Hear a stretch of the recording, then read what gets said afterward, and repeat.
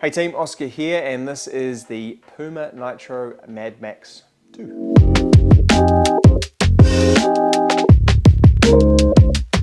This shoe made famous by Nick Brockman's attempt at running a ridiculously long way in a ridiculous long amount of time. Puma have re-engineered a whole bunch of stuff and listened to our feedback to make this even more of that max cushion, plush, fun, run it long kind of shoe, and we know that they've stripped about 15 to 20 grams out of the weight of this one. The midsole material definitely feels less dense and more cushioned, which is what I expect out of a shoe stacked this high and for this purpose.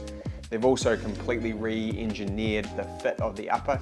One of the pieces of feedback we got about version 1, it was quite low volume and quite narrow in through the forefoot and the toe box, which made it more difficult for a variety of people to get into. So with this one, they've lifted the volume, they've changed the material of the upper, they've squared off the toe box, and they've added a whole lot more space in there. So again, if you're looking at this type of shoe, you're probably either running recovery, your feet are a little bit sore, or you're running a really long way and we're gonna see some swelling. So I think again from Puma, they've listened to that feedback, they've gone, okay, this is what the shoe was for, this is what the customer wants, what the consumer wants, or the end user wants, and we're gonna make those changes. So again, massive kudos to them for that. The midsole material is still the Nitro foam, but it is 15 grams lighter. It feels far more responsive. You know, if there was a piece of feedback I had for version 1 is the shoe felt sort of comfortable and rolly, but also felt a little bit dead. Running in this one, it definitely feels like you sink in and get some spring back, which you need when the shoe is this sort of stacked. You don't want to be bogged down in a shoe like this. They've increased the stability by adding sidewalls in through the midsole. You're going to get a little bit more stability in through the midfoot and the heel. They've changed slightly in my eyes where the rocker point in terms of that first metatarsal head is. It's going to help you get off the ground along with that sort of more springy or bouncy midsole material. They've gone again with their Puma grip, road grip outsole. It's going to give you good coverage. It's going to make sure the shoe lasts in terms of durability, and we want that outsole to match how long the cushioning is going to last for. We've got 46 mil in the back and 38 mil in the forefoot, giving it an 8 mil offset. So it does give you a little more pitch.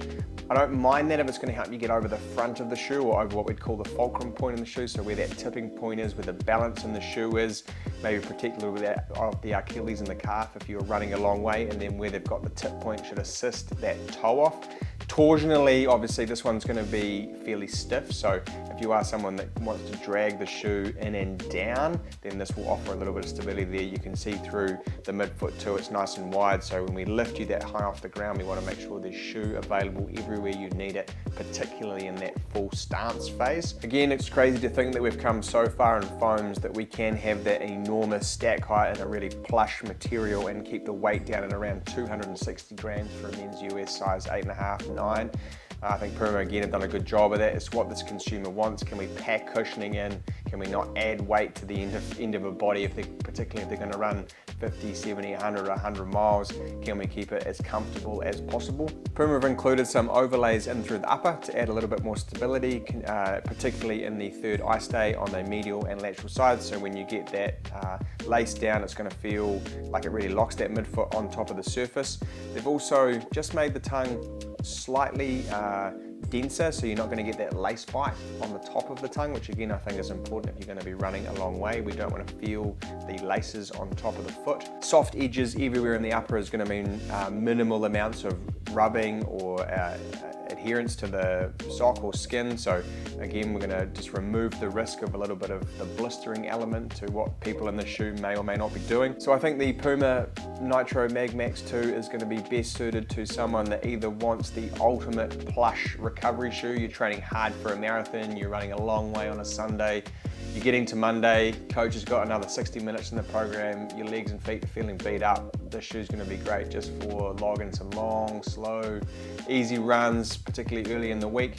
Or if there's someone who's going to be maybe running an ultra marathon, they want premium comfort but still with some response, I think the Puma Magmax 2 is going to excel in both of those spaces. The Puma Nitro Magmax 2 is going to retail for $310. It will be available in both men's and women's, and you'll find your pair in store, online and on the app.